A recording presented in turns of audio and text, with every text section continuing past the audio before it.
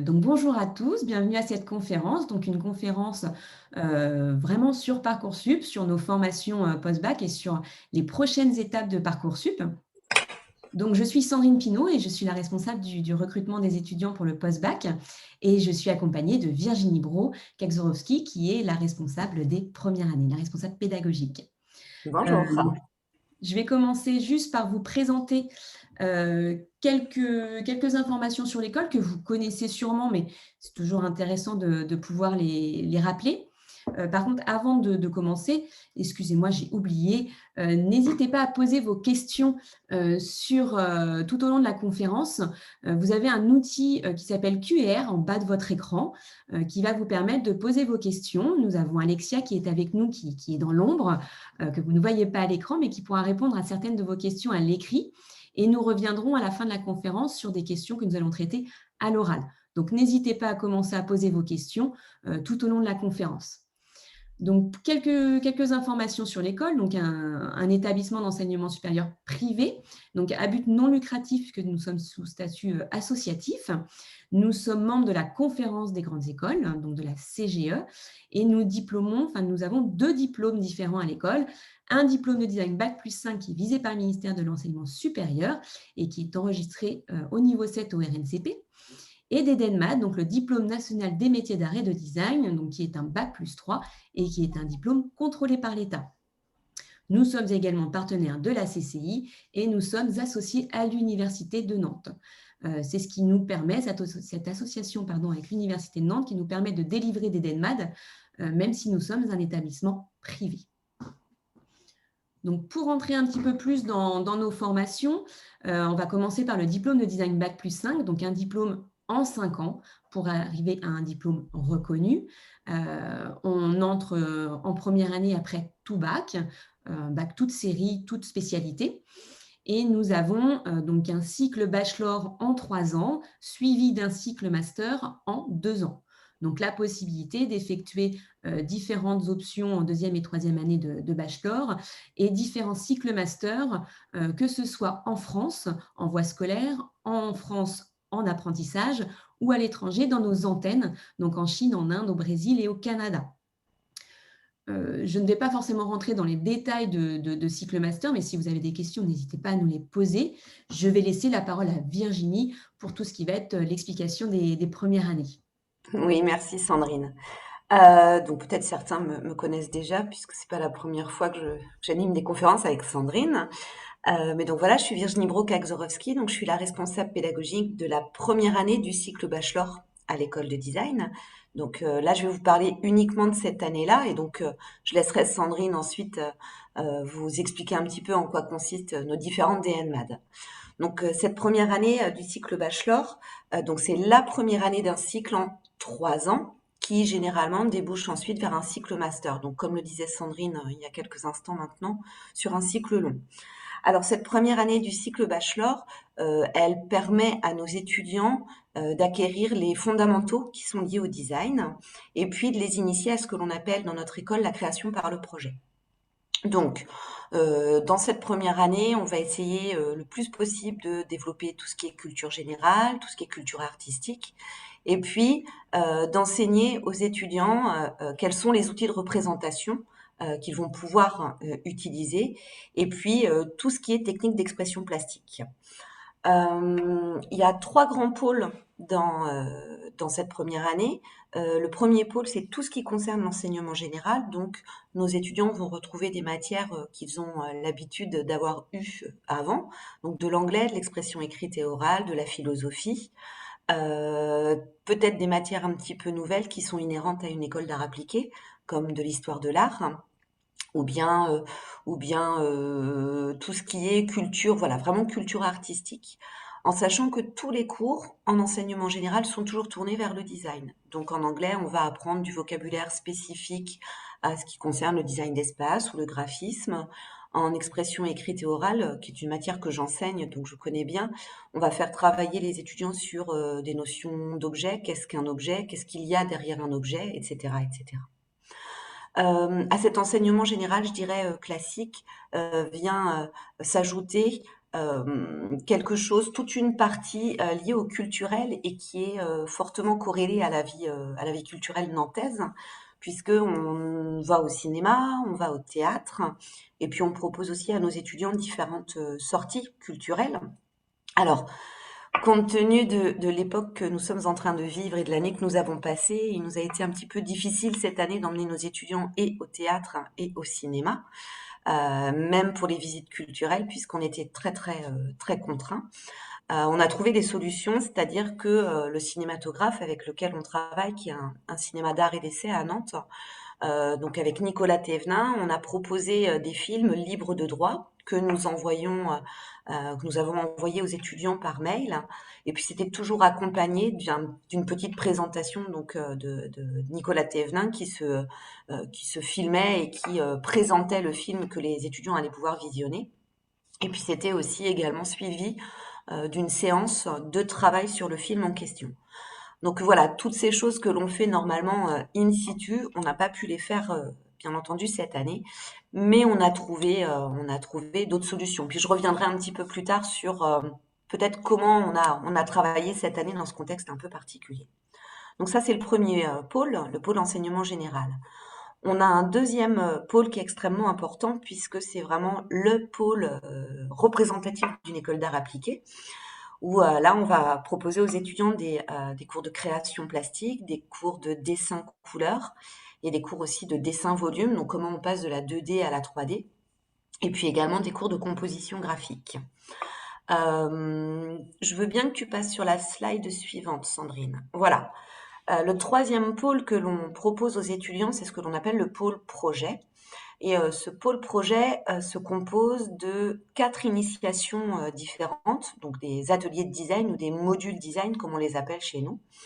Donc, vous avez un premier module qui tourne autour du design d'espace.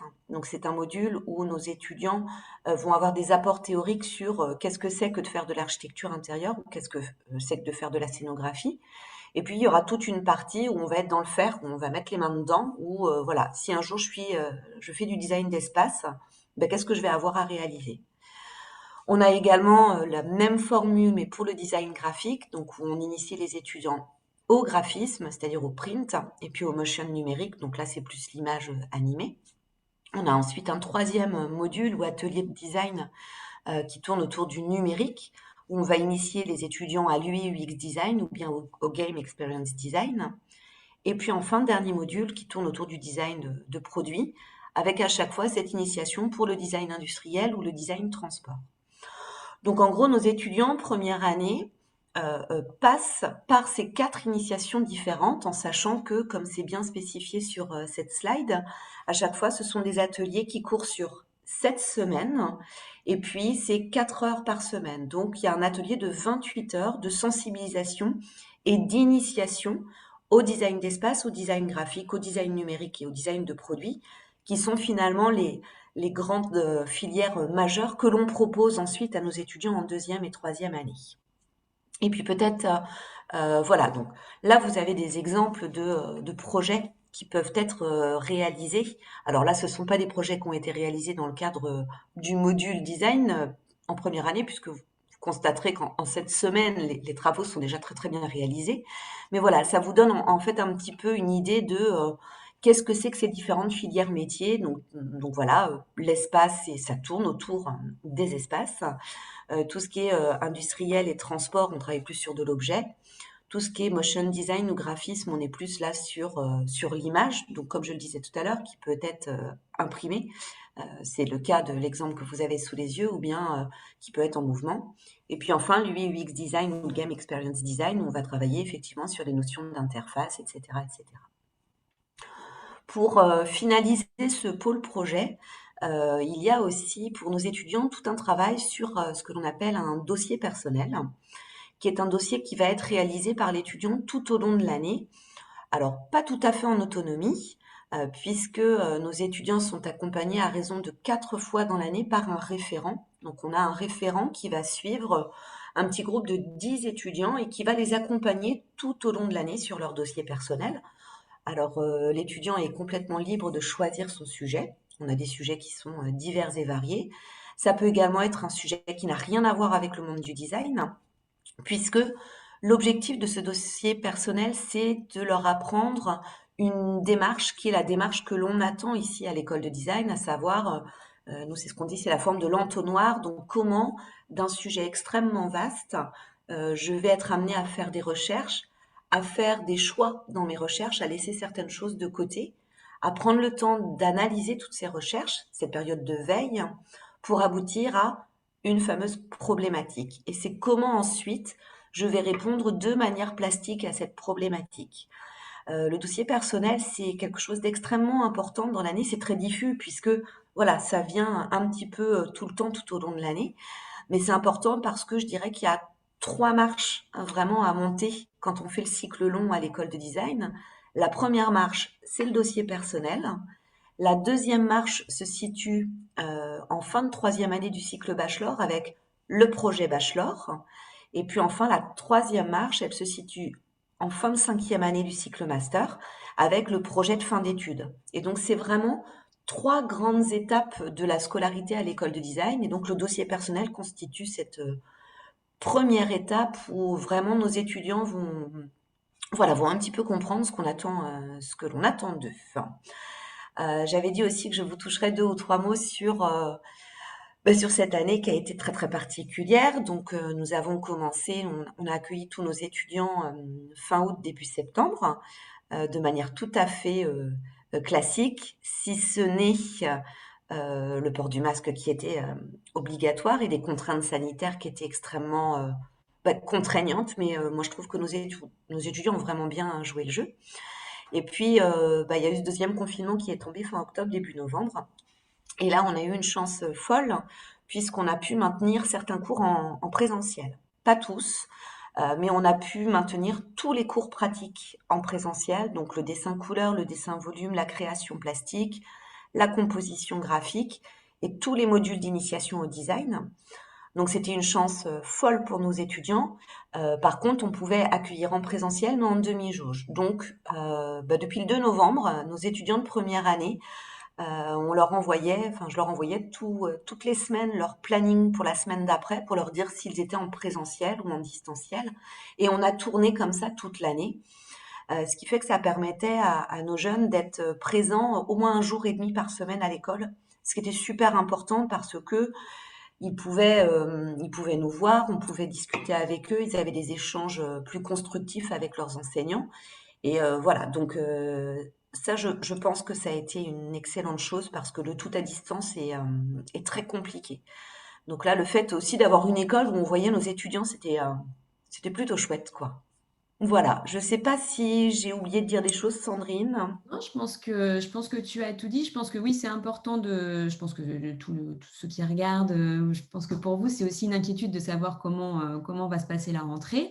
Voilà, on ne sait pas bien forcément comment sera l'année prochaine, mais en tout cas, voilà, on sait que c'est possible chez nous de maintenir du présentiel dans l'école. Donc ça, c'est important, franchement, pour les jeunes, que vous sachiez que l'école se met en quatre pour qu'il reste quand même des cours en présentiel, que les cours se font aussi sur certains cours, ça se fait vraiment très très bien aussi en distanciel. Les enseignants sont habitués, le suivi se fait très bien. Il y a eu un très très gros suivi des responsables pédagogiques des étudiants au fur et à mesure pour que personne ne lâche la rampe ou ne se Oui, sente seul.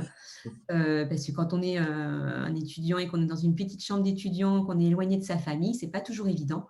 Il faut pas se sentir abandonné. Donc ça, je pense que heureusement, l'école a vraiment super bien suivi ses étudiants et pour que la famille école reste soudée.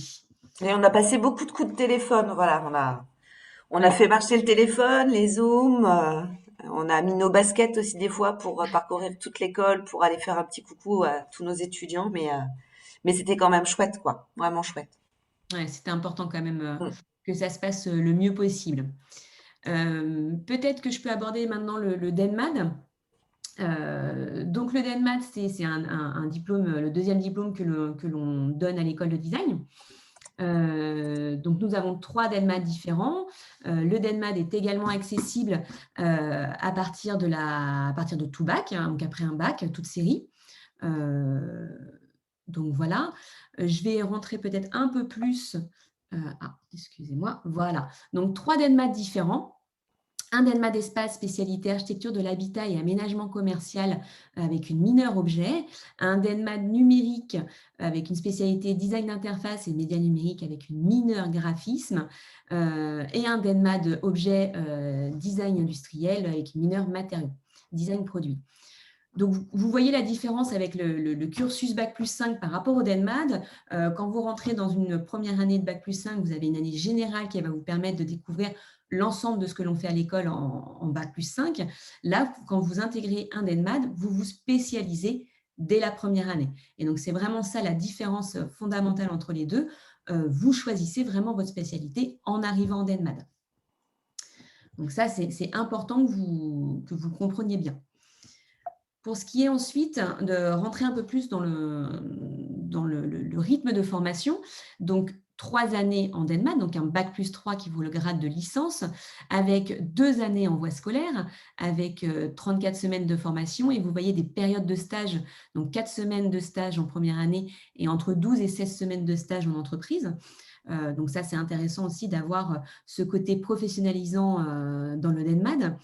Et une 3e année avec la possibilité de faire 2 parcours, enfin, un choix entre 2 parcours possibles. Soit vous effectuez la 3e année du DENMAD en apprentissage, donc avec 37 semaines en entreprise et 15 semaines de formation à l'école, ou alors vous effectuez cette 3e année dans ce qu'on appelle le DENMAD 3 classe internationale, donc une formation qui se déroule en anglais en voie scolaire et qui regroupe des étudiants français et des étudiants étrangers. Donc, les étudiants étrangers qui viennent de notre école, ce sont des étudiants qui vont venir pour 1 semestre ou 2 semestres d'échange et qui vont travailler dans cette classe-là avec les étudiants français. Donc, vous êtes vraiment tous mélangés. Il n'y a pas les Français d'un côté et les étrangers de l'autre. Hein, bien évidemment, vous travaillez tous ensemble. Et ce qui fait que c'est une culture aussi du design différente, puisque vous allez apprendre avec des étudiants étrangers qui ont une autre façon de voir aussi, qui ont d'autres approches liées à leur pays. La particularité du DENMAD, donc c'est une spécialisation progressive avec une première année pour les fondamentaux, pour l'acquisition des fondamentaux du design, une 2e année qui va être d'approfondissement et une 3e année en apprentissage ou en voie scolaire qui sera du perfectionnement sur le projet en design. Donc justement, Sandrine, à ce sujet-là, je rebondis parce qu'on a une question, à mon avis, ça serait intéressant d'y répondre de suite, de quelqu'un qui nous demande s'il y a des possibilités de passerelle entre des NMAD. Alors, c'est-à-dire si on commence un DENMAD en espace et qu'on va aller en objet, par exemple, j'imagine. J'imagine aussi, oui. Voilà. On a autorisé à la rentrée, mais vraiment à la rentrée, des étudiants qui pouvaient échanger leur place puisqu'ils s'étaient un peu trompés. Ça reste vraiment très à la marge. On ne va pas l'interdire si un étudiant veut laisser sa place, enfin s'ils veulent switcher entre eux, pas de problème si c'est tout en début d'année. Après, comme je disais, vous vous spécialisez vraiment dans un domaine. Donc forcément, faire toute la première année en espace et vouloir aller en objet en 2e année, ça ne va pas être possible. En plus, les classes sont remplies, enfin, les classes sont complètes, donc il faudrait en plus qu'il y ait une place possible. Donc, normalement, ce n'est pas le but du tout du DENMAD. C'est bien ça qu'il faut retenir. Vous vous spécialisez, donc il faut savoir vraiment vers quel domaine on veut aller et être sûr de son choix. Donc, Et puis les collègues, donc nos collègues responsables pédagogiques des NMAD ne sont pas présents aujourd'hui, mais je peux me faire leur voix avec un exemple bien précis qui est au niveau de tout ce qui est informatique, infographie. Ce qu'il faut savoir, c'est que si vous allez en DNMA d'espace, vous allez être initié à des logiciels informatiques qui seront pas les mêmes que si vous allez en objet et qui ne seront pas encore les mêmes que si vous allez en numérique. Ce qui fait que faire une première année en DNMA d'espace, par exemple, et vouloir switcher en 2e année numérique, ça veut dire que pendant 1 an, on n'a pas eu l'acquisition des fondamentaux informatiques qui seront vraiment liés à la formation. Donc, c'est très très compliqué en fait. Ça mettrait l'étudiant dans une position très inconfortable. Exactement. Il faut vraiment, voilà, il y a tout un processus, des logiciels, des cours qui sont spécifiques forcément à la mention que vous avez choisie. Donc il faut pas se mettre en difficulté, Mmh. voilà. On ne mettra pas un étudiant en difficulté, en sachant que ce ne serait pas bien, quoi. Mmh. Pour finir, sur le DenMAD, donc 3 grands pôles d'enseignement. Donc on va retrouver certains cours, hein, en DenMAD et en bac+5, forcément qui vont être liés. Vous restez sur des formations, on apprend de l'espace, que ce soit en bac+5 ou en DenMAD. Donc c'est normal que vous retrouviez, des cours similaires, bien évidemment. Donc un enseignement générique, culturel et humanité, donc avec, de la philo, des lettres et sciences humaines, des enseignements transversaux, donc méthodologie, technique et langue vivante. Également un contexte économique et juridique puisque vous êtes quand même sur une formation d'ENMAD, professionnalisante. Donc vous rentrez vraiment sur des textes, en fonction du domaine dans lequel vous allez être, bien évidemment, très spécifiques. Et un enseignement, pratique et professionnel. Donc là, vous allez avoir beaucoup, voilà, d'ateliers de professionnalisation. Vous allez pouvoir, voir, vraiment, des domaines, particuliers pour chaque, DENMAD. Je crois que nous avons eu une question aussi sur les différences, si je ne me trompe pas. Oui. Quelle différence de contenu entre DENMAD et cycle bachelor pour un même domaine, bien sûr? Je ne sais pas si tu veux y répondre, Virginie? Alors, donc, moi, je suis la responsable pédagogique de la première année du cycle bachelor. Donc, c'est intéressant comme question parce que à la fin de la première année du cycle bachelor, on procède à ce que l'on appelle un classement première année. Donc, un classement en fonction de la moyenne générale de l'étudiant. Et c'est ce classement et puis les choix d'orientation qu'auront fait nos étudiants pour une deuxième année qui va faire que, c'est-à-dire que je suis premier du classement et je veux aller en deuxième année en espace du cycle bachelor, bah, j'ai ma place, puisque à partir de la deuxième année, on a donc 8 filières métiers différentes, avec chacune des filières un nombre restreint d'étudiants. Donc on procède à un classement. Imaginons par exemple, là, la question de ce monsieur, c'est quelle est la différence entre par exemple un DNMAD espace Mmh. ou bien si je suis en cycle bachelor deuxième et troisième année en espace. C'est difficile de répondre à cette question puisque je n'enseigne pas dans ces deux formations. Peut-être que je pourrais y répondre. Actuellement, c'est l'alternance qui va faire la différence, c'est-à-dire qu'il y aura une année en alternance en DNMAD, ce qui n'est pas le cas au niveau du cycle bachelor. Mmh. L'apport professionnel que l'on a en cycle bachelor, c'est par le biais de workshops, donc où nos étudiants sont amenés à travailler avec des entreprises sur des projets. Donc voilà là où est l'apport professionnel. Et puis peut-être, mais ça ne concerne que le DMA d'espace, il me semble, Sandrine, que après c'est uniquement en passant par le cycle bachelor qu'on a la reconnaissance Alors, du, du CFAI, du effectivement, CFI. quand vous voyez si on prend toujours l'exemple de l'espace, vous allez avoir une spécialité en design d'espace, en DENMA d'espace, pardon, qui va être assez générale. Vous allez voir beaucoup de choses. Donc, nous, on a une spécialité qui est plutôt sur l'architecture de l'habitat. Quand vous êtes en bachelor, vous allez devoir faire le choix déjà si vous allez plutôt vers la scénographie ou plutôt vers l'architecture d'intérieur. Donc, vous allez déjà avoir une spécialisation un peu plus précise. Et ensuite, si l'on veut être à terme, à la fin de ses études, architecte d'intérieur, il faut savoir que sur le bac+5 et uniquement sur le bac+5, pas pour les étudiants qui passent par le DENMA d'espace, le diplôme bac+5 est reconnu par le CFAI, c'est-à-dire le Conseil français des architectes d'intérieur. Donc, ce qui permet à des diplômés de pouvoir se mettre à leur compte plus rapidement qu'en passant des certifications après plusieurs années d'expérience dans leur travail. Donc, si on cherche cette certification, effectivement, et qu'on se pose la question entre un DENMA d'espace et le bac+5, je vous dis clairement qu'il vaut mieux aller vers le bac+5 si vous avez le choix à faire, puisque vous aurez cette certification. On n'a pas évoqué forcément encore avant, mais c'est le bon moment. Après le DENMAD, il est possible de continuer ses études en cycle master et de continuer du coup vers le bac+5. Donc les étudiants qui veulent avoir le diplôme bac+5 en passant par le DENMAD, oui, c'est possible. Mais ils n'auront pas cette certification du CFAI pour ce qui est du design d'espace. Puis ça rejoint une autre question, parce que là, on vient effectivement de répondre à la question, est-ce qu'après un DNMAD, on peut partir vers un master, donc vers un cycle master? Ah oui, la réponse est Oui, oui. tout à Et il fait. y a ensuite une question qui tourne autour des avantages du DNMAD comparé au master. Alors, je suis pas sûre qu'on puisse parler d'avantages ou de désavantages d'ailleurs. Comme on Voilà. l'explique, c'est vraiment, ce sont des formations différentes, déjà bien en amont, puisque comme on l'a expliqué, quand on rentre en première année du cycle bachelor, ça veut dire que on se laisse le temps de découvrir pendant un an différentes filières métiers design et on se laisse le temps de faire son choix, de découvrir plein de choses.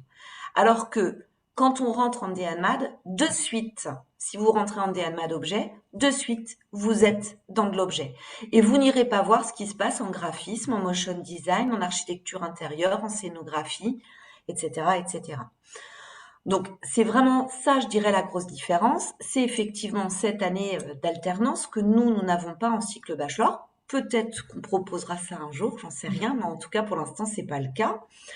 On a parlé effectivement des stages en DNMAD. Il y a également des stages en cycle bachelor. C'est en troisième année que se font les stages obligatoires.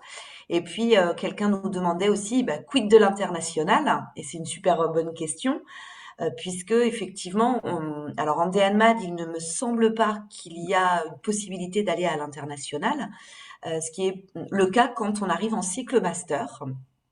Puisque ce qui fait la jonction, je dirais, entre le cycle bachelor et le cycle master, c'est un séjour obligatoire de quelques mois à l'international, ou alors éventuellement choisir d'aller faire son cycle master dans une des antennes de l'école, donc que ce soit en Chine, en Inde, au Brésil ou bien à Montréal.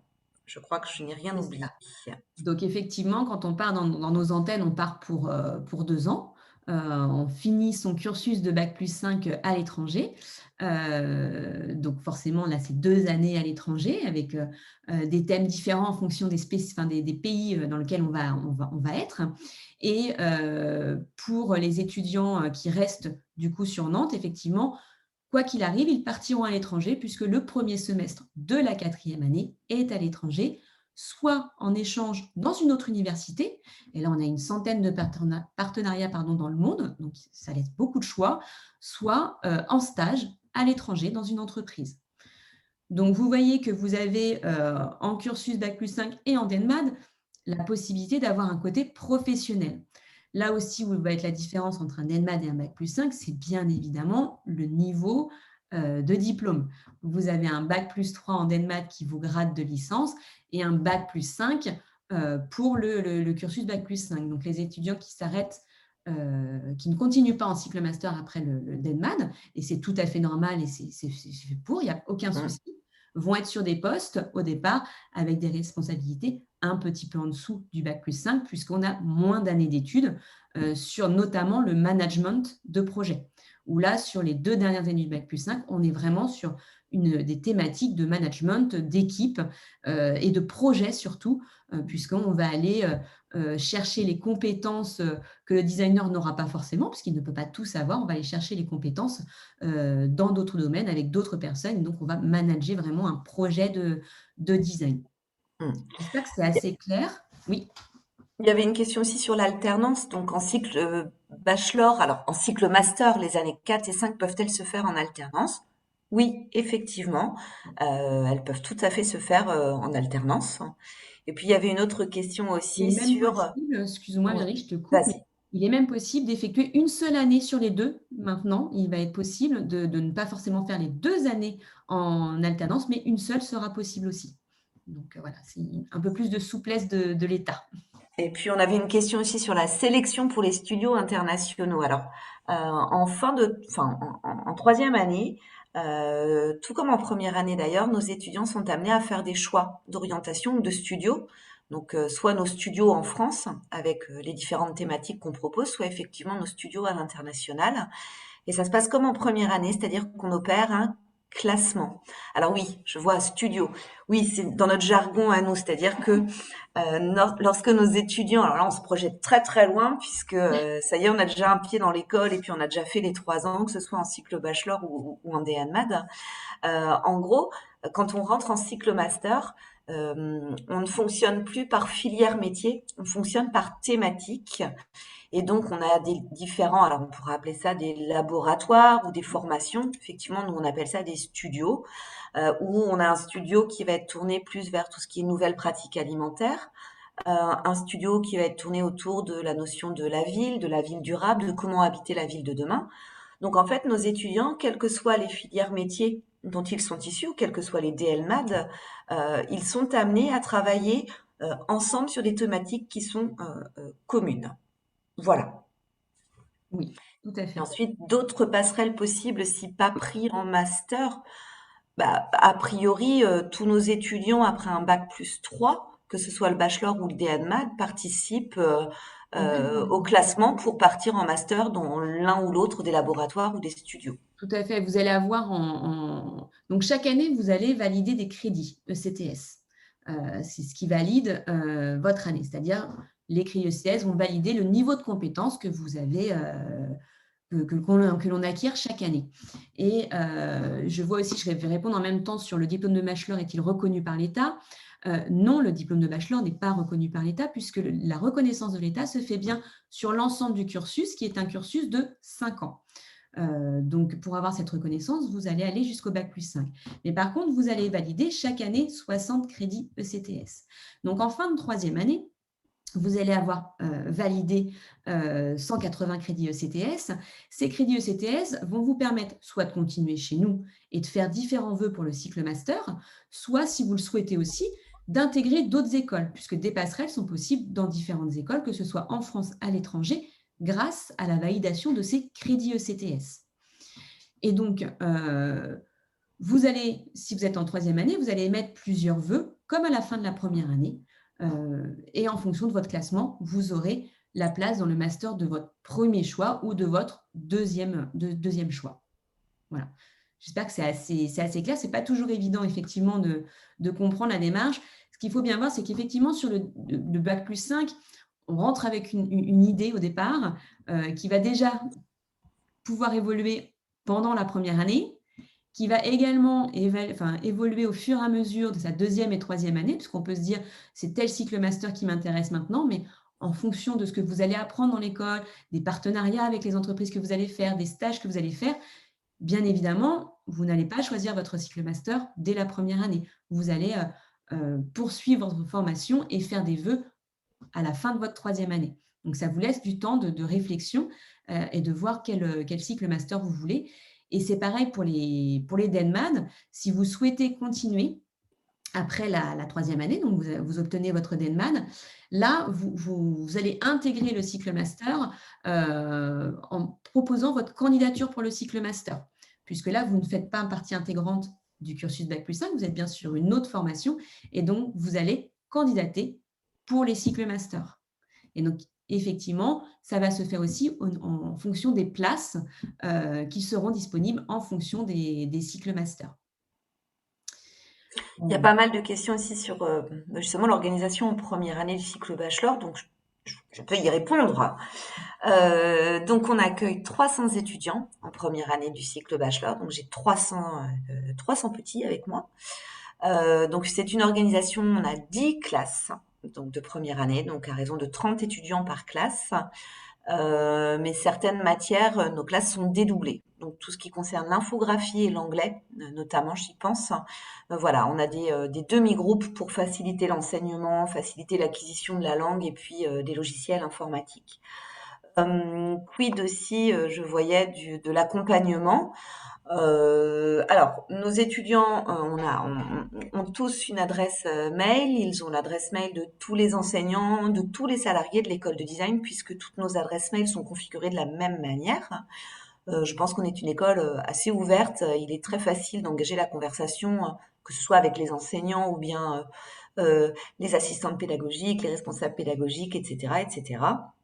Donc, pour le suivi personnel des étudiants, Tous nos étudiants ont la possibilité de se tourner soit par mail, soit effectivement de visu, se tourner vers leurs enseignants. Et puis, eh bien, je suis aussi la personne référente pour eux. Donc, j'ai mon bureau qui est l'un des bureaux qu'on leur montre en tout premier quand ils visitent l'école, puisqu'effectivement, dès qu'il y a une question qui se pose, ou ça peut être aussi quelquefois un problème personnel qui peut faire qu'on voilà qu'on va pas bien, qu'on a du mal à se mettre dans le travail, et ben mon bureau est ouvert. J'ai aussi un téléphone portable, une ligne fixe, un mail. Donc voilà, on essaye de communiquer et d'être le plus au contact possible des étudiants. Voilà. Puis il y a une autre question, Il faut je quand m'y même attendais bien pas. chouchouter à l'école, hein, en règle Oui, ça va. générale. Il peut arriver Ouais, effectivement que des jeunes se retrouvent seuls pour la première fois loin de leurs parents. Il peut arriver qu'ils viennent voir les assistantes pédagogiques, bah, je ne sais pas chez quel médecin aller, par ouais. exemple. Donc voilà, on a des listes de médecins, on a des listes voilà, pour faciliter aussi l'intégration, rien que dans la ville, aux étudiants. Donc ça, il n'y a pas trop d'inquiétude. Et puis je voyais aussi une question donc des spectateurs anonymes qui, je pense, doit être pris en première année et qui demandent déjà si c'est possible de se placer dans une même classe avec une personne de Ah, son choix pour faciliter le covoiturage et les futurs travaux de groupe. Alors, euh, oui, effectivement, ça nous arrive de le faire. Par contre, il faut nous le dire très très en amont pour qu'on puisse le faire administrativement parlant très rapidement. Par contre, faciliter les travaux de groupe, bah, oui et non, parce que il faut savoir aussi que dans certaines matières, vous ne choisirez pas les élèves avec qui vous travaillerez. C'est-à-dire que les groupes vous seront imposés pour faire en sorte que les groupes tournent, parce que sinon, on a quelquefois des étudiants qui se mettent toujours avec les mêmes étudiants. Donc, on préfère un petit peu faire tourner. Mais oui, c'est des choses qu'on peut faire. Pas de souci. dans ces cas-là, n'hésitez pas à nous envoyer un message sur notre boîte mail admission@écoledesign.com. On fera suivre à Virginie, à la pédagogie, pour que ça se mette en place. Il y a pas de souci. Je vois une question. Si jamais on souhaite changer de voie après la première année de DENMAT d'espace et tenter l'école d'architecture, est-ce que le DENMAT pardon, peut être bénéfique à la candidature? Alors, je sais qu'il est possible de candidater après le DENMAT d'espace sur une école d'architecture. Ce que je vous invite à faire, c'est vraiment contacter l'école d'architecture en question, là où les écoles d'ailleurs, pour leur demander s'ils ont un critère particulier, est-ce qu'ils attendent une moyenne particulière, quels sont leurs critères précisément quand on vient d'un DENMAT d'espace. Je pense que ce sera la façon la plus simple pour avoir la bonne réponse à cette question. Et je sais que c'est possible. Les conditions précises, il vaut mieux les voir avec eux. Alors, pour alternance en cycle master 4 et 5, choix à faire entre 6 thématiques, c'est slash, choix libre ou en fonction d'un classement. Mais je crois qu'on y a répondu quand même tout à l'heure. Bien évidemment, vous allez, vous, faire des vœux, des choix, et en fonction du nombre de demandes, il peut y avoir des années, puisque ce ne sont pas forcément d'ailleurs la même chose tous les ans. Certaines thématiques peuvent être plus demandées une année par rapport à une autre. Donc, si il n'y a pas assez de place par rapport au nombre de personnes qui souhaitent cette thématique, il y aura bien évidemment un classement qui va s'effectuer. Et des thématiques qui n'auront pas de soucis puisqu'il y aura suffisamment de place. C'est vrai que les choix des étudiants, bah, heureusement, on n'a pas les mêmes étudiants chaque année, donc les choix peuvent être différents d'une année sur l'autre, même si certains sont quand même très prisés par rapport à d'autres. Mais voilà, ce seront en fonction de ce que vous allez choisir. Et puis quelques mots quand même pour les studios à l'étranger, puisque cette année, ça a quand même été très particulier. Nous espérons que l'année prochaine, ce soit beaucoup plus simple. Mais il faut savoir que forcément, avec la crise sanitaire, les étudiants, pour les studios Chine, Inde, alors Montréal, ça s'est fait un peu différemment aussi, mais n'ont pas pu aller cette année dans les antennes à l'étranger. Donc, ils ont eu bien sûr des cours. L'école a mis en place tout un système pour que leur année se fasse, mais ils n'ont malheureusement pas pu intégrer. Pour ceux qui partaient en première année de cycle master, ils n'ont pas pu partir en Chine puisque ce n'était pas possible ni en Inde d'accueillir des étudiants. Ceux du Brésil ont pu partir dans le courant de l'année. Donc, eu la chance de pouvoir intégrer quand même le studio. Mais bien évidemment, nous espérons que pour les studios, à partir de l'année prochaine et pour vous qui allez rentrer en première année, j'espère bien quand même que ce sera totalement terminé. Mais Ah oui, hein. j'espère quand même. Quand, vous voyez, quand on est sur des situations comme ça, l'école trouve vraiment des solutions. Il n'a pas été question de perdre une année ou de faire des choix autres. Il a été possible de mettre en place un système pour que les cours se fassent dans les conditions le plus agréables possible pour les étudiants. Alors, on a une question aussi sur le DNMAT. Quel est le DNMAT le plus orienté vers la publicité? Alors là, vous Alors, allez avoir du mal chez nous. alors, on fait pas vraiment, on n'est pas très axé sur la publicité dans notre école. Alors, il y a des écoles, effectivement, notamment par exemple des écoles où on enseigne le graphisme, où on oriente le graphisme vers la publicité, ce qui est pas du tout ce que l'on fait à l'école. Alors, nous on fait vraiment du design. Alors, DNMAD orienté vers la publicité. Après, J'en... voilà, faites attention au mot publicité, ça dépend aussi de ce Ouais, qu'on entend sur la publicité. Nous, on va être vraiment sur de la communication visuelle. On a une idée à faire passer. Donc, je pense notamment au DENMAD numérique, parce que là, on parle du DENMAD. Vous allez avoir toute une partie au départ de la formation qui va être justement comment on véhicule une idée. Mais on ne va pas, c'est pas forcément sur vendre un produit, si on entend comme de la publicité. C'est vraiment une communication d'idées. Donc, l'idée, elle peut être pédagogique, elle peut être sur la santé, elle peut être, voilà, on va être sur des thèmes différents que vendre un produit. On n'est pas axé publicité dans notre école. Mais bien évidemment, s'il y a déjà un ENMAD par rapport aux 3, ce serait quand même plus le numérique. Mais attention, je vous dis, hein, on n'est pas sur de la publicité chez nous, hein. C'est pas la même chose. puis là, une question aussi sur les logiciels qu'on doit utiliser. Est-ce qu'ils sont compris dans le prix de la scolarité ou devons-nous les payer à part? Alors, on a des salles informatiques où tous les logiciels que les étudiants doivent utiliser pour leur formation, ils sont déjà dans les salles informatiques, donc il n'y a pas besoin de les acheter. Après, on sait qu'on a certains de nos étudiants qui veulent acheter les logiciels. Ils ont des prix étudiants parce qu'ils préfèrent les avoir sur leur ordinateur.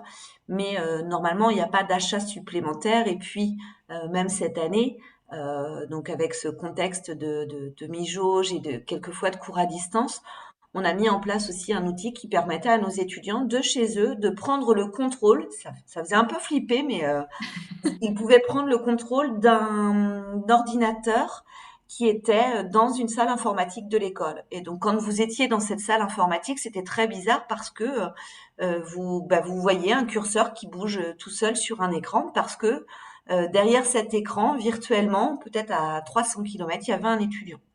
Donc, normalement, vous n'avez pas à acheter les logiciels, ils sont dans les salles informatiques où vous devez et où vous pouvez travailler. Après, il y a des questions sur les frais de l'achat de matériel plastique à prévoir. Une estimation annuelle, je m'avancerai pas du tout sur ce terrain-là parce que je n'en ai aucune idée. Je crois que comme dans toute école d'art appliqué, il y a un certain nombre de choses importantes à avoir, donc du papier layout, des feuilles blanches, des crayons de bois, des gommes, des règles, des pro-marqueurs, etc., etc. Après, effectivement, tout au long de l'année, il y a des demandes de matériel qui peuvent être faites par les enseignants en dessin volume, ou ça peut être de la terre ou une plaque de polystyrène. Généralement, on a un BDE, c'est-à-dire un bureau des étudiants, qui essaye de centraliser ces demandes, de faire des achats en gros pour que ensuite, pour chaque étudiant, ça revienne à très peu cher.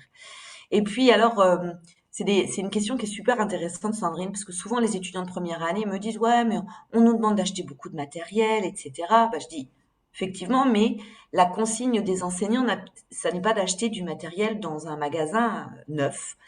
Donc nous, on conseille beaucoup à nos étudiants tout ce qui est ressourcerie. On en a quelques-unes à Nantes, donc on a le droit de prendre du matériel qui a déjà été utilisé pour le réutiliser, puisque on essaye quand même d'avoir un engagement éco-responsable, même dans les projets. Donc c'est bien. Nous, on a aussi toute une organisation à l'école de design. On a des poubelles en dehors des grands bacs où il y a du carton d'un côté, On a dans l'atelier maquette aussi des casiers où nos collègues de l'atelier maquette mettent quelquefois des chutes de tissus ou des chutes de matériel.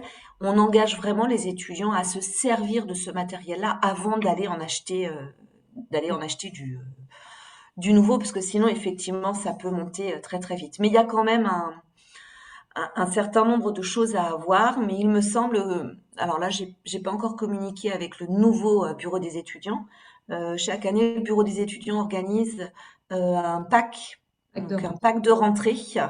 Je crois qu'il tourne autour de 80 ou 90 euros, Il est qui autour de consiste 90 € à peu près. voilà, qui consiste dans ce pack à mettre tous les choses, les outils importants dont auront besoin les premières années. Donc, si c'est pas encore fait, ça devrait se faire. Tout ce qui va être matériel de rentrée, on communiquera avec vous, de toute façon et ça, c'est la pédagogie qui vous enverra, la liste du matériel et la possibilité de commander directement auprès du BDE.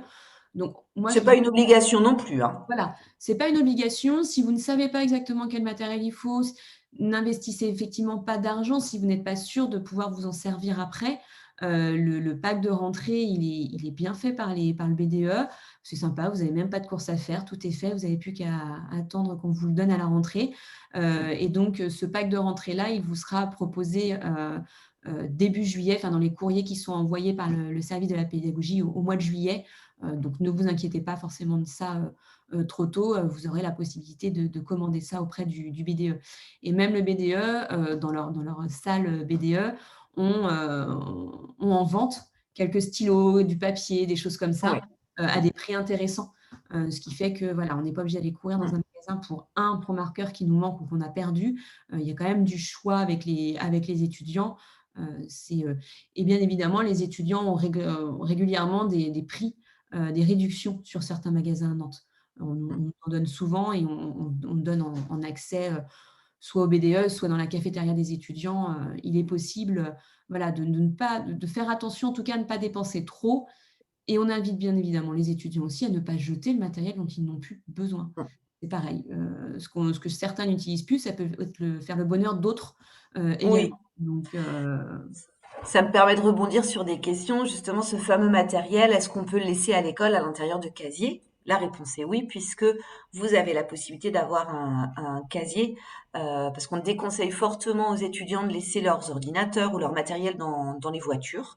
Voilà, il y a des gens qui savent qu'on est une grande école, qu'il y a beaucoup, beaucoup d'étudiants qui passent avec beaucoup de matériel. Donc, les casiers sont là effectivement pour faire en sorte que qu'on puisse se balader tranquillement sans avoir tout avec soi.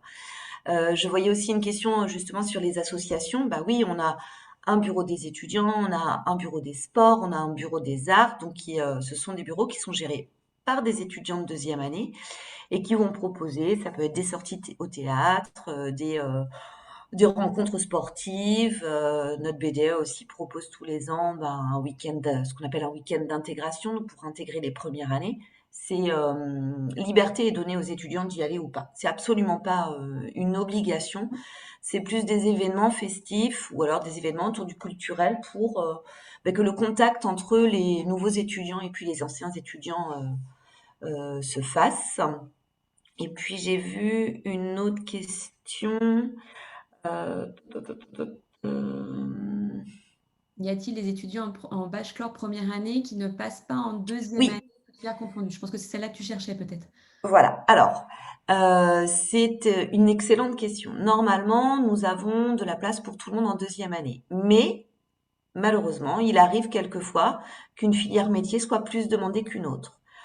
Donc, si on a une filière métier avec 40 places en deuxième année et qu'on a 120 étudiants qui veulent aller dans cette filière, ils vont pas pouvoir tous rentrer. Donc, forcément, 40 places, 120 étudiants, ça veut dire qu'il y en a 40 qui vont avoir une place et 80 qui pourront pas rentrer dans cette filière.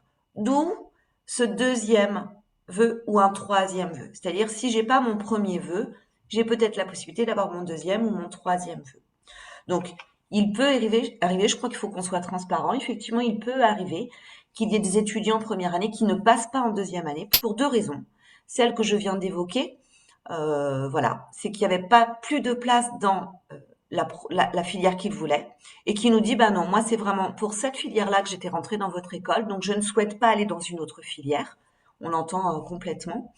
Et puis on a aussi des étudiants qui ne passent pas en année 2 tout simplement parce qu'ils n'ont pas obtenu le Graal, hein, qui est d'avoir au minimum le 10 sur 20 de moyenne générale. Ce sont quand même des études qui sont passionnantes, qui sont riches. On apprend beaucoup de choses, mais il faut aussi se rendre compte qu'on se lance dans des études qui prennent énormément de temps. On n'a pas parlé des emplois du temps. En première année du cycle bachelor, c'est entre 22 et 24 heures de cours par semaine, ce qui change radicalement de ce que un élève de terminale pouvait avoir. Donc finalement, on a très peu d'heures de cours entre guillemets, parce que à côté, il y a beaucoup, beaucoup, beaucoup de travail, il y a beaucoup d'investissements à avoir.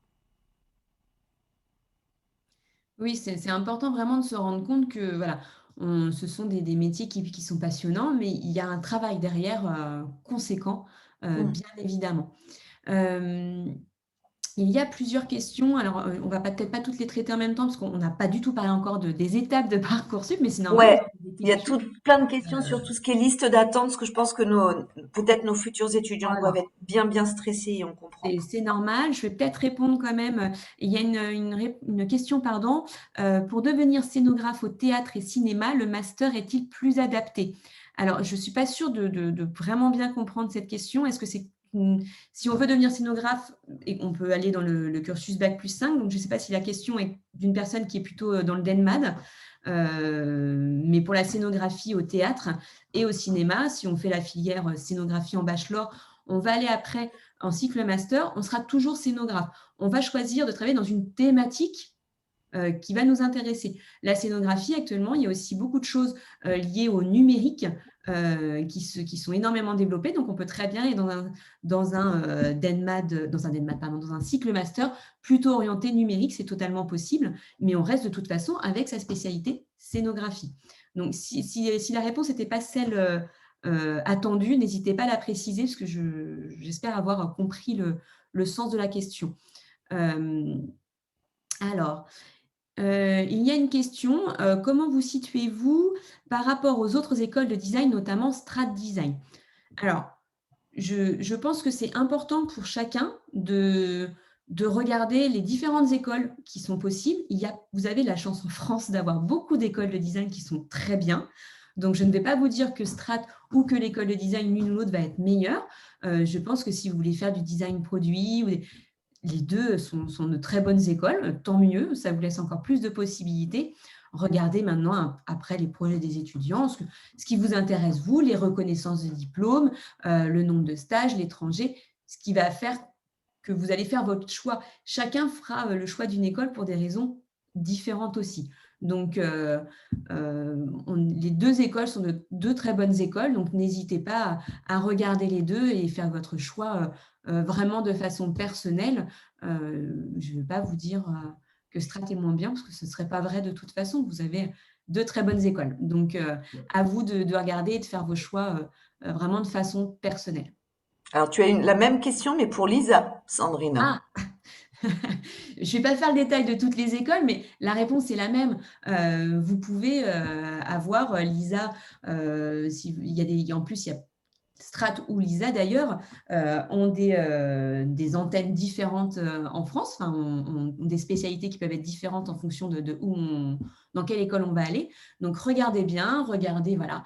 Est-ce que ce sont les reconnaissances de diplômes qui vont vous intéresser en priorité? Est-ce que ce sont le nombre de stages? Est-ce que c'est l'étranger? Est-ce que le volume horaire? Vous pouvez regarder le volume horaire dans chaque formation. Les projets d'étudiants, regardez où vous allez vous sentir enfin, où vous allez vous sentir le mieux. Je dis souvent que c'est intéressant d'aller mettre un pied dans l'école. Malheureusement, cette année, on a Ça a pas réussi à accueillir quelques personnes, mais pas tout au long de l'année. Donc, mais voilà, il faut que ce sont vraiment des choix personnels. Vous êtes sur des très bonnes écoles de design. Il arrive que nos étudiants, pour une raison d'une spécialisation très précise, vont quitter notre école pour aller à Strat ou à Lisa. Et l'inverse est vrai aussi. Nous accueillons des étudiants de Strat et Lisa qui viennent terminer leur cursus chez nous. Donc, voilà, il n'y a pas vous ne ferez pas forcément des mauvais choix. Il faut que ce soit des choix personnels de toute façon. Il y a pas mal de questions aussi. Alors, Je vois pour la filière bachelor dans le cadre de Parcoursup, si on est admis, est-ce qu'il y a encore un entretien qui serait sélectif? Non, si vous êtes Alors admis, non, vous êtes admis. il n'y a pas Vous pouvez de... sabrer le champagne si c'était ce que vous vouliez. Si vous avez eu vos résultats normalement jeudi, si sur Parcoursup il est noté que vous êtes admis en première année du cycle bachelor à l'école de design, c'est que vous êtes admis. Il n'y a plus rien à faire. Et c'est valable, parce que je pense qu'il faut même le dire pour les autres écoles, les résultats Parcoursup sont les résultats définitifs d'une formation. C'est-à-dire que tout ce qui était les oraux, si certaines formations faisaient des oraux, ils les ont fait avant, ce ne sont pas des résultats qui vous disent si vous êtes admissible à un entretien. Non, Là, vous êtes admis. vous êtes admis à l'école. Nous n'avons pas fait d'entretien cette année puisque nous avons, l'année dernière, dû au dernier moment, comme toutes les écoles, avec le premier confinement, dû revoir l'ensemble du processus d'examen des candidatures pour ne pas stresser les étudiants, enfin les lycéens cette année, et parce qu'il y avait un risque, un vrai risque qu'il y ait un nouveau confinement. Et nous l'avons eu, donc je suis bien contente que nous ayons déjà anticipé sur ça. Nous n'avons pas fait d'entretien. Il était difficile de garantir l'égalité pour l'ensemble des candidats si entretien il y avait eu, puisqu'il fallait que tout le monde ait une bonne connexion, puisse avoir accès à un ordinateur. Tout le monde n'ayant pas les mêmes chances, n'étant pas égaux sur ce domaine-là, nous avons privilégié de ne pas faire d'entretien. Donc là, les résultats sont vraiment ceux que vous avez. Il n'y a pas d'autre entretien ni rien. Et donc justement, la question, Sandrine, que quelqu'un pose, c'est voilà, il faut choisir avant le 31 mai. Alors, dans Là, ce le cas-là, choix est des... je vais peut-être même passer directement au slide d'après, comme ça, Ouais. je vais détailler et on reviendra sur les questions si ce n'est pas assez clair. Donc, les prochaines étapes de Parcoursup. Donc là, vous avez eu les résultats. Donc, nous sommes dans ce qu'on appelle la phase principale. Donc, une phase principale qui se déroule du 27 mai au 16 juillet, où vous avez des réponses d'admission de notre école et éventuellement d'autres écoles. Donc, ce que certains ont déjà eu des réponses positives dès maintenant, certains peuvent les avoir demain ou après-demain. Ça va se faire au fur et à mesure des réponses de chaque candidat. Donc, la phase d'admission n'est pas terminée aujourd'hui. Elle continue bien jusqu'au 16 juillet. Pour ceux qui ont eu des réponses positives, quand vous allez avoir une proposition d'admission, vous avez 3 réponses possibles.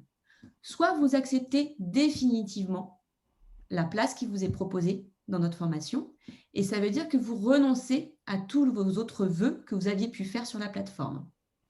Soit vous acceptez la proposition d'admission et vous décidez de maintenir encore des vœux en attente. Donc ça, c'est pour les personnes qui pourraient avoir une proposition d'admission de notre école, mais dont nous ne sommes pas éventuellement le premier choix. Et donc, vous décidez de dire oui quand même, mais de garder une possibilité dans une autre école, d'attendre la réponse d'une autre école. Et vous avez également la possibilité, bien évidemment, de refuser la proposition d'admission. Donc, vous pouvez avoir fait plusieurs demandes de formation chez nous. Vous pouvez avoir fait, par exemple, un DELMA d'espace, demander un DELMA d'espace et une première année de Bac+5. À l'heure actuelle, vous pouvez être accepté en Bac+5 et en liste d'attente pour le DELMA d'espace. Donc là, effectivement, n'oubliez pas que vous avez pour chaque proposition d'admission un délai de réponse. Donc, quoi qu'il arrive, vous devez répondre quelque chose dans le délai qui vous est imparti. Donc, le délai de réponse vous est spécifié sur chaque vœu que vous avez fait de formation. Et même si vous dites « Ah bah oui, ça m'intéresse, mais je vais attendre la réponse de quelqu'un d'autre ou je vais attendre de voir si je suis pris en DELMA d'espace », vous devez dire « Oui » avec maintien des vœux. Ne laissez pas une proposition d'admission sans réponse. Sinon, au-delà du délai qui vous est imparti, vous perdez cette proposition d'admission. Et nous ne pouvons absolument rien faire dans ces cas-là, parce que c'est un système de Parcoursup qui se fait automatique pour libérer justement les places pour les personnes en liste d'attente. Donc, répondez, quoi qu'il arrive, à une question. Oui, j'accepte, je prends la proposition et j'annule tous les autres vœux. Oui, j'accepte, mais je maintiens quand même encore mes vœux, ou je refuse. Si vous attendez une réponse à un moment donné d'une autre formation qui peut être une formation hors Parcoursup et que vous êtes pris dans cette formation hors Parcoursup et que vous aviez aussi accepté notre proposition en mettant en attente.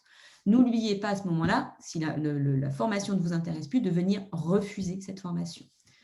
Tout simplement, puisque c'est comme ça que va fonctionner la liste d'attente. La liste d'attente, votre position en liste d'attente va évoluer dans les prochaines semaines. Vous allez voir que ça va évoluer très rapidement en fonction des réponses des autres candidats. Entre ceux qui vont accepter définitivement, ceux qui vont refuser, c'est ce qui va débloquer ou pas des places en liste d'attente. Donc, pour comprendre où vous êtes dans cette liste d'attente, vous avez plusieurs informations qui sont disponibles sur Parcoursup. Pour chaque formation, va être noté, donc vous allez avoir accès au nombre total de candidats en liste d'attente.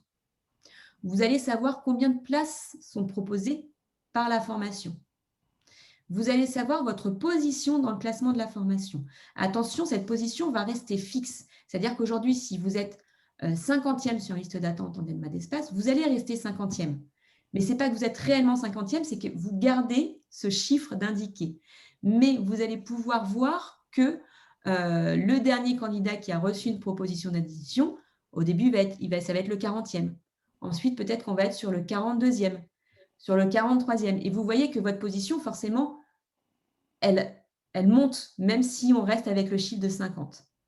Je sais que ce n'est pas forcément clair, parce que on se dit qu'on est toujours 50e. On n'est plus 50e, puisque finalement, c'est le chiffre qui est intéressant, c'est le chiffre du dernier rappelé, du dernier à qui on a proposé une place, qui va être intéressant pour vous situer. Et vous avez également la position du dernier candidat de l'année dernière qui a reçu une proposition.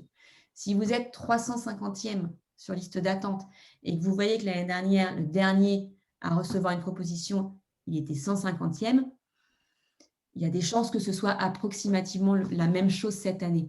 On ne va pas forcément être exactement sur les mêmes chiffres, mais ça vous donne une idée quand même de votre classement, si vous êtes vraiment à la fin ou pas.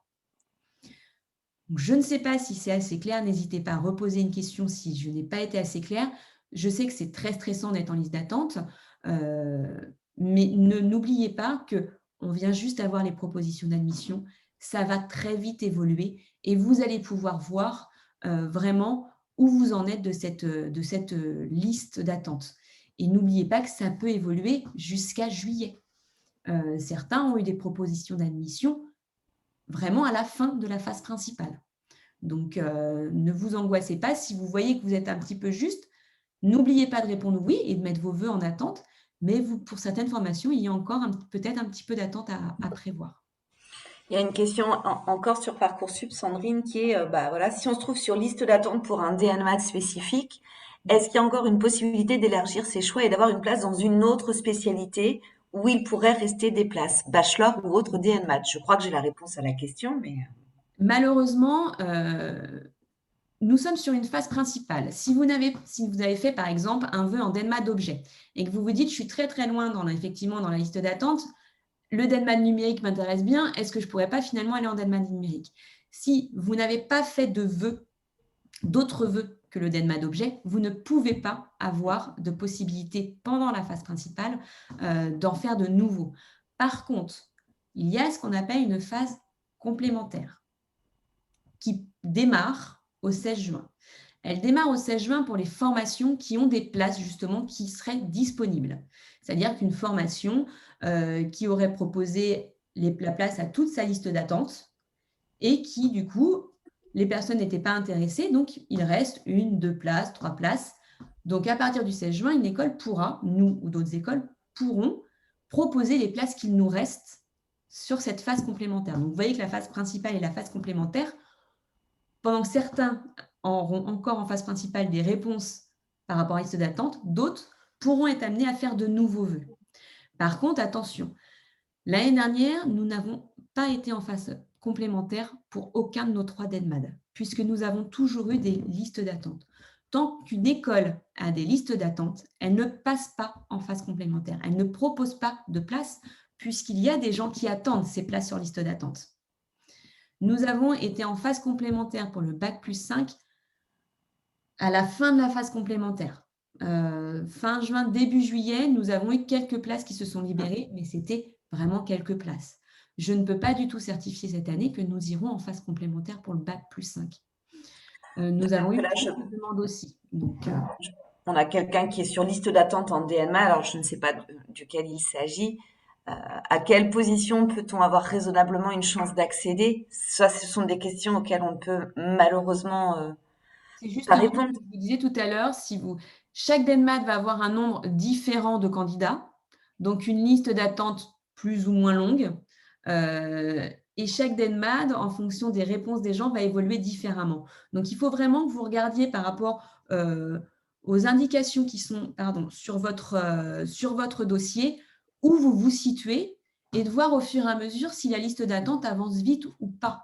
Ce qui est vrai pour un DENMAD ne le sera pas pour un autre DENMAD. Et ce qui était vrai l'année dernière peut être différent cette année. Ce sont des candidats différents, avec peut-être un nombre de vœux différents, des envies différentes. Donc, tout dépend des personnes, de ce qu'ils vont répondre. Mais faites bien attention à ces indications que vous avez sur votre dossier. Si vraiment vous avez des difficultés à saisir et que vous êtes perdu, n'hésitez pas à nous appeler. Dans ce cas-là, on regardera avec vous au moment où vous nous appellerez, bien évidemment, où on en est. Et on vous expliquera un peu mieux votre position sur le classement.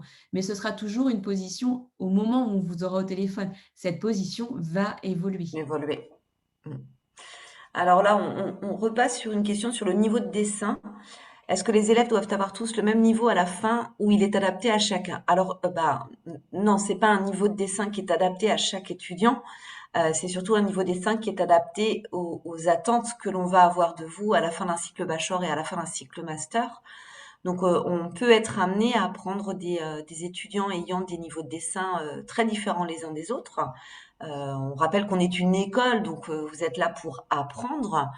Maintenant, il y a quand même un niveau de dessin attendu à la fin de la première année du cycle bachelor. Donc ça veut dire que ceux qui ont un très bon niveau en début d'année, ça sera peut-être plus simple pour eux dans cette matière que ceux qui avaient un niveau plus faible, où là va vraiment falloir beaucoup, beaucoup travailler.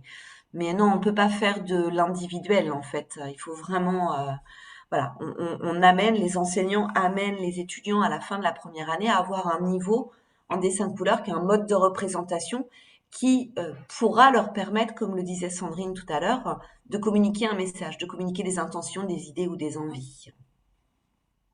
Et puis ensuite, il y a une question sur la valeur d'un bachelor pour un accès au marché de l'emploi. Alors, Alors, c'est-à-dire si on s'arrête, je pense que c'est si on s'arrête après le cycle bachelor en 3 ans. Je pense que c'est je pense ça. que c'est ça, si on s'arrête en cours du bac plus 5, j'imagine. Mm. Il y a des étudiants qui peuvent faire le choix, effectivement, pour des raisons financières aussi, hein, de quitter l'école et de commencer à travailler. Bien évidemment, tout dépend aussi du bachelor dont on parle. Pour l'architecture d'intérieur, on vous conseillerait fortement d'aller jusqu'au bac Mm. plus 5, Ah oui. très fortement, par rapport justement aux possibilités d'emploi derrière. Je sais que pour ce qui va être numérique ou graphisme, certains trouvent du travail en n'ayant pas forcément validé un bac plus 5. Mm. Après, n'oubliez pas qu'effectivement, on est aussi en France et que certaines entreprises vont être attentifs à la valeur et au niveau de votre diplôme pour fixer votre salaire. Donc, il est toujours plus appréciable d'avoir validé un diplôme quand on a 10 ans, 15 ans d'expérience et qu'on n'est pas payé de la même façon que quelqu'un qui fait le même métier mais qui a validé un diplôme, c'est toujours un petit peu agaçant. Donc, on n'y pense pas quand on a 20 ans, 22 ans, beaucoup plus après. Donc, moi, je vous incite, si vous quittez notre école à la fin du bachelor, à continuer, si ce n'est pas chez nous que vous continuez dans une autre école, puisque vous avez justement la possibilité d'intégrer d'autres écoles ou à l'international. Mais bien évidemment, je pense qu'il est plus intéressant quand même de valider un diplôme quand on s'est engagé dans ce genre d'études, même si ça ne vous empêche pas de travailler, bien évidemment. Alors, je voudrais revenir aussi sur, il y a eu une question tout à l'heure sur, voilà, est-ce qu'il y a des étudiants de première année qui passent pas en deuxième année? Donc, j'y ai déjà répondu, donc je vais pas réitérer. Par contre, ça me semble intéressant, surtout au regard de la thématique de la conférence, qui était surtout autour de Parcoursup.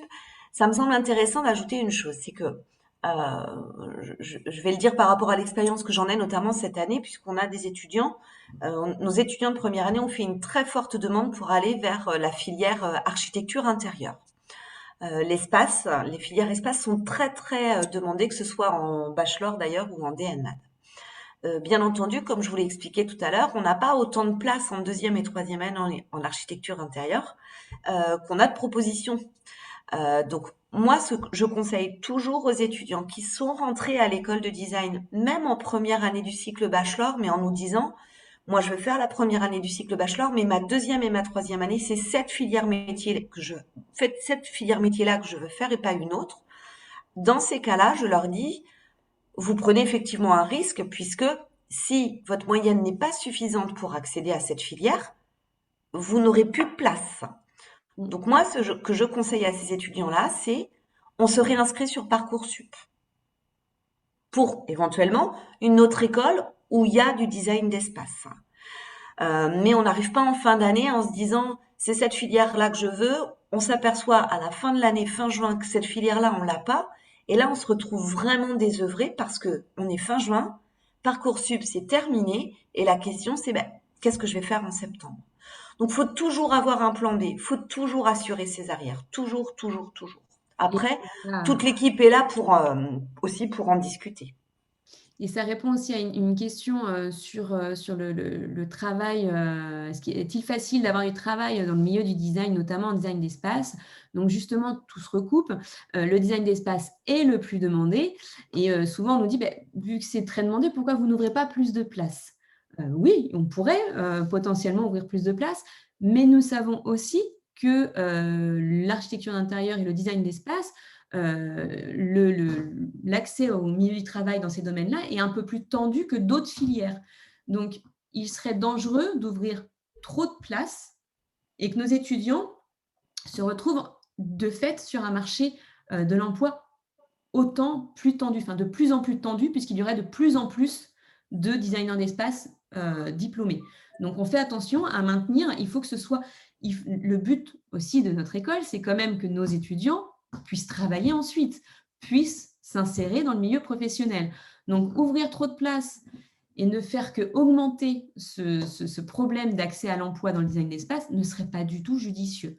Là où les formations en numérique notamment, l'emploi est beaucoup plus facile. Il y a beaucoup plus de postes actuels sur ces milieux-là. Donc, je ne dis pas que vous n'allez pas trouver de métier si vous faites du design d'espace.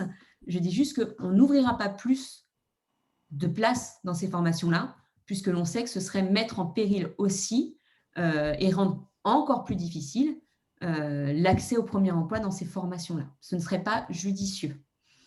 Mais je pense que c'est vraiment bien d'être très au clair là-dessus, puisqu'effectivement, on a souvent les étudiants qui nous disent, mais je sais pas, on est 52 à vouloir aller en transport, pourquoi il y a que 20 places? Pourquoi vous ouvrez pas 52 places? Ben, tout simplement parce que il y a effectivement d'autres écoles qui forment aussi des designers qui vont aller travailler dans le design de transport et que le parti pris de cette école, me semble-t-il, c'est pas de former le plus de designers possible, c'est de faire en sorte qu'à la fin de votre formation, bah, vous trouviez un travail. Alors, ça génère aussi quelques frustrations, effectivement, quand on rentre dans cette école en se disant, oh, moi, c'est vraiment cette filière-là que je veux faire du transport, et qu'à la fin de la première année du cycle bachelor, on s'aperçoit qu'on n'a pas le niveau suffisant. Je comprends que ça génère beaucoup de frustration, de déception, d'où aussi en première année cette initiation à toutes les filières métiers. Ça veut dire, ok, je m'étais mis en tête d'aller là, si je peux pas, j'en ai découvert d'autres. Avec toujours aussi la possibilité de nous dire à un moment, je préfère partir. N'oubliez pas aussi que votre diplôme de design bac+5 est un diplôme de design. Vous avez commencé une spécialisation dans le transport, dans l'architecture d'intérieur, dans le produit. Quand vous allez être diplômé, vous allez pouvoir travailler dans la spécialisation que vous avez choisie, mais n'oubliez pas que vous êtes designer avant tout. Dans votre carrière, vous pouvez avoir fait de l'architecture d'intérieur et ensuite travailler dans le design produit. Ce n'est pas du tout impossible. Beaucoup d'étudiants de chez nous vont faire différents designs dans leur carrière. Ce n'est pas du tout impossible. Vous êtes designer. On vous forme pour pouvoir manager un projet, encadrer un projet de design, vraiment de design. Donc, il est tout à fait possible de se spécialiser pendant ses études dans un domaine et travailler dans une entreprise dans un autre domaine. Votre carrière n'est pas figée du tout. Et même, c'est plutôt un intérêt, je pense, les anciens trouvent, c'est que certains n'ont pas fait de numérique pendant leurs études et vont aujourd'hui travailler dans le numérique au fur et à mesure de leurs expériences professionnelles et de leurs envies et de leurs intérêts, puisque ce sont des métiers tout le temps où vous allez vous renouveler. Vous n'allez pas rester sur les acquis que vous avez eus pendant vos études, vous allez toujours développer vos compétences et vos connaissances. Donc, il est tout à fait possible que vous travaillez dans le transport, pourquoi pas 10 ans après vos études, alors que ce n'est pas ce que vous avez choisi avant. C'est aussi quelque chose qu'il faut garder en tête, En tête, ouais. que ce soit chez nous ou ailleurs, de toute façon. Le C'est diplôme bac+5 est le même pour tous les étudiants, quel que soit le cycle, la filière métier qu'ils ont suivi en cycle bachelor, et quel que soit le studio dans lequel ils sont allés en 4e et 5e année du cycle master. Le diplôme, il est exactement le même. exactement le même. C'est après votre carte de visite qui va faire que vous allez aller vers des entreprises qui ont fait tel ou tel domaine, puisque c'est ce que vous avez voulu, vous, étudier à l'école de design. Mais ça ne définit pas entièrement votre carrière ou votre vie professionnelle. Ce n'est pas, ça reste une spécialisation, une couleur, une envie que vous avez, mais Oui, certains, en stage de fin d'études, vont décider justement d'aller faire un stage de fin d'études en 5e année totalement différent de leur filière pour aller tester totalement autre chose et se rendre compte que ça leur plaît énormément et que c'est dans ce domaine-là qu'ils vont avoir envie de travailler. Mais vous avez, pendant vos études, même si vous êtes en transport, vous allez travailler, pourquoi pas, avec des espaces en fonction des projets. Vous allez travailler avec d'autres étudiants. Le but, c'est que vous soyez capable, dans votre vie professionnelle, d'être un designer, peut-être architecte intérieur, mais qui va travailler avec un designer produit ou un designer graphique en fonction de vos projets. Vous n'êtes pas figé et bien évidemment, vous êtes là pour travailler avec d'autres gens. C'est pour ça qu'on dit toujours que l'ouverture d'esprit, la bienveillance et l'écoute sont vraiment des qualités importantes pour nos étudiants. mm. Quand on veut être designer, on travaille jamais tout seul. Jamais, Mm. jamais, jamais. Et ça évolue constamment, constamment. Nous avons répondu à toutes les questions, Sandrine. Alors, il y en a une autre. Ah, il y en a une autre. Cela est valable aussi si on fait un DENMAD. Oui, bien évidemment, vous n'allez pas. Là, vous allez être sur un DENMAD, effectivement, qui va être très spécialisé à partir de votre première année. Mais rien n'empêche dans votre vie future, dans vos expériences, les métiers du design, quand vous le regardez, c'est pour ça que des fois, certains ont du mal à voir la différence entre le graphisme ou le motion, ou on va faire du produit, mais dans un espace. Tous ces métiers-là sont vraiment en corrélation. Exactement. Voilà, tout est imbriqué. La définition vraiment entre deux métiers, surtout par exemple actuellement entre la scénographie et l'interactivité, énormément d'interactivité dans la scénographie aujourd'hui. Donc, on est C'est la sur un raison, projet et on est et c'est sur la, un super interactif. Bah, finalement, on travaille sur les deux. Et on a des professionnels qui travaillent chez nous dans l'école et qui vont être les deux à la fois, puisqu'ils sont habitués à faire ces projets en prenant en compte et l'espace et l'interaction. Donc, ce sont vraiment des métiers et ce sera la même chose pour un DENMAD. Bien évidemment, dans vos vies futures, vous allez pouvoir, ce seront toujours des spécialités qui vont travailler ensemble et qui sont quand même très imbriquées les unes aux autres. La frontière entre certains domaines sont vraiment assez minces et heureusement, il n'y en a pas tant que ça pour certains. et d'ailleurs, dès la deuxième année, en cycle bachelor, on engage nos étudiants à surfer sur ces frontières puisque nos collègues organisent ce qu'on appelle des workshops transversaux. Donc, c'est-à-dire comment les étudiants de scénographie vont venir travailler avec les étudiants en UI UX design sur, je me rappelle qu'il y avait eu un très beau sujet sur les défilés de mode. Et c'était intéressant de voir comment les scénographes ou les futurs scénographes aidés de nos étudiants UI UX designers étaient allés vers du mapping, comment le mapping pouvait apporter une touche supplémentaire à un défilé de mode. C'était aussi, voilà, c'était la gestion de l'espace, c'était tout ça pour dire qu'on amène vraiment aussi nos étudiants en deuxième année à commencer à travailler, voilà, sur, on n'est pas fermé dans un domaine, quoi. Non, non, non. Et c'est ce qui est intéressant dans vos études, c'est aussi de comprendre que vous allez avoir peut-être un vocabulaire différent, pour certaines formations et qu'il va falloir vous entendre tous ensemble et réussir à argumenter et à faire un projet en commun. Et il est même maintenant très habituel que des étudiants travaillent sur des projets en cycle master ou même en cycle bachelor d'ailleurs, avec des écoles d'architecture, avec des écoles d'ingénieurs, puisque c'est pareil, vous n'allez pas vous limiter à travailler qu'avec des designers. Mhm. Travailler avec des ingénieurs, c'est tout à fait, c'est beaucoup plus courant qu'avant et heureusement, ça se démocratise beaucoup plus. Mais il y a beaucoup de projets d'étudiants qui se font avec d'autres écoles ou avec des étudiants, voilà, d'autres formations, puisque vous avez chacun apporté quelque chose à ce projet. Alors, je vois peut-être en dehors des heures des cours, est-ce que les élèves ont pour habitude de rester à l'école pour leur projet? Oui, généralement, ils aiment bien rester ensemble parce que ça crée de l'émulation. Alors cette année, comme on le disait, c'était un peu plus difficile puisqu'avec tout ce qui était gestes sanitaires, etc., il fallait aussi qu'on respecte un certain nombre d'étudiants à ne pas dépasser tous les jours, et ce pour le bien des étudiants et puis aussi du personnel.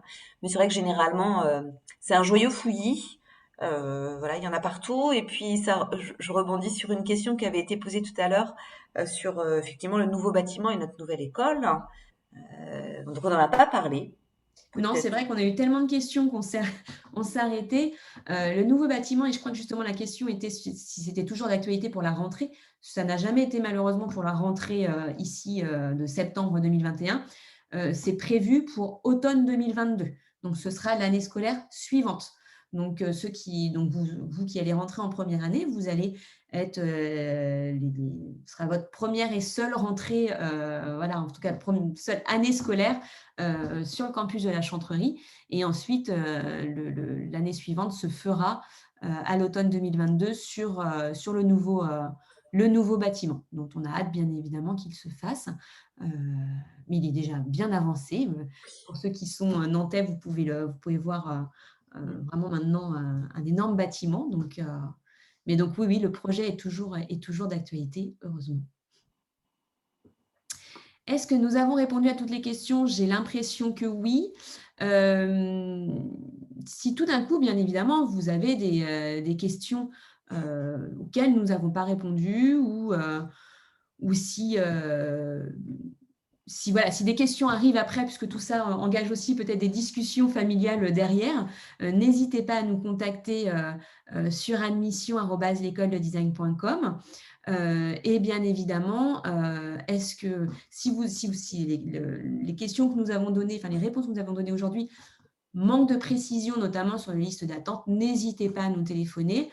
Nous sommes là avec Alexia pour répondre à toutes vos questions. Nous essayons d'être le plus disponible possible. Je vois une question sur le logement. Nous allons bien évidemment, quand vous allez répondre oui à la proposition d'admission, nous allons, d'ailleurs, nous n'avons pas parlé de la partie administrative, mais tout va se faire par mail. Dès que vous allez accepter une proposition, on vous enverra par mail un contrat d'enseignement et un règlement des études que vous allez signer informatiquement, électroniquement. Vous allez également faire un premier versement des frais de scolarité. Et nous allons ensuite vous indiquer beaucoup de choses administratives dont justement on vous donnera accès à une plateforme de logement pour trouver des informations. Donc nous sommes au campus de la Chantrerie, un tout petit peu excentré du centre-ville de Nantes, mais c'est très bien desservi avec le C6.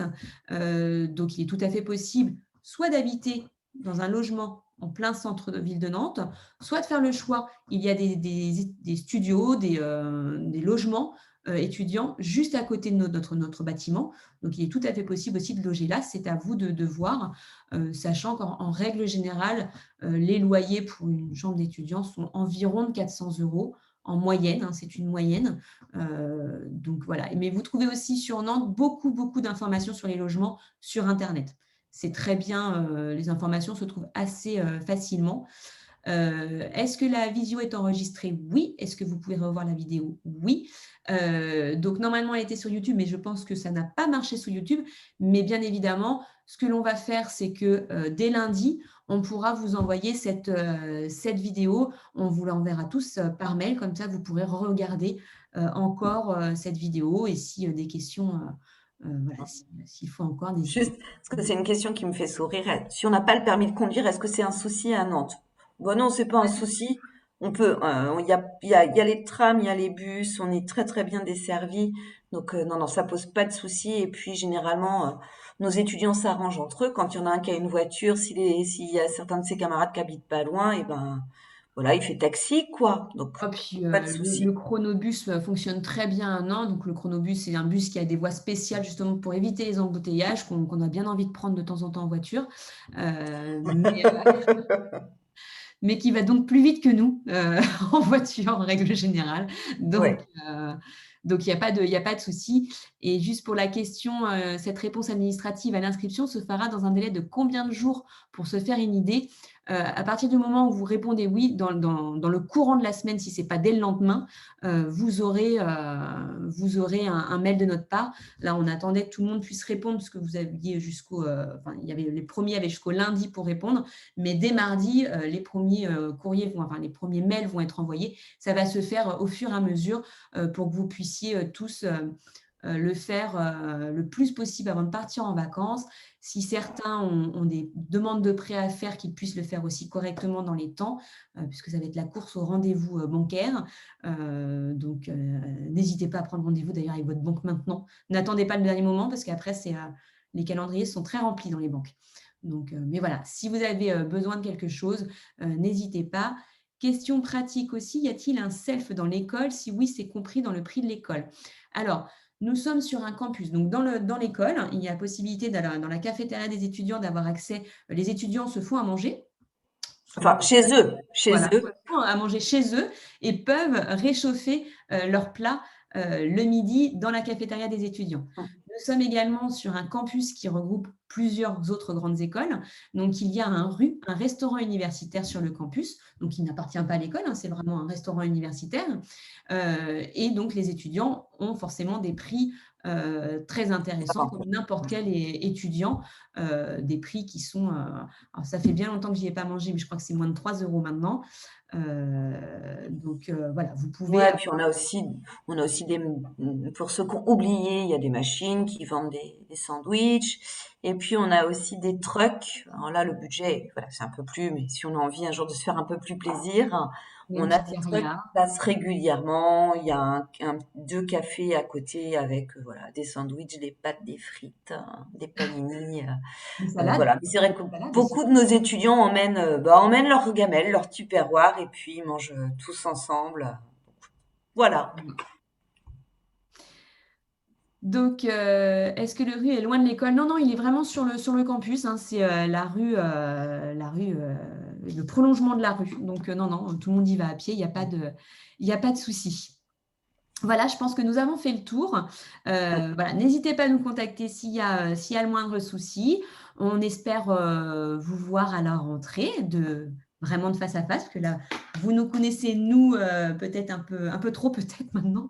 de voir C'est sûr. mais nous, pour l'instant, on ne vous connaît pas bien. Donc, on espère pouvoir vous accueillir à la rentrée, voilà, tous ensemble. Ce sera parfait.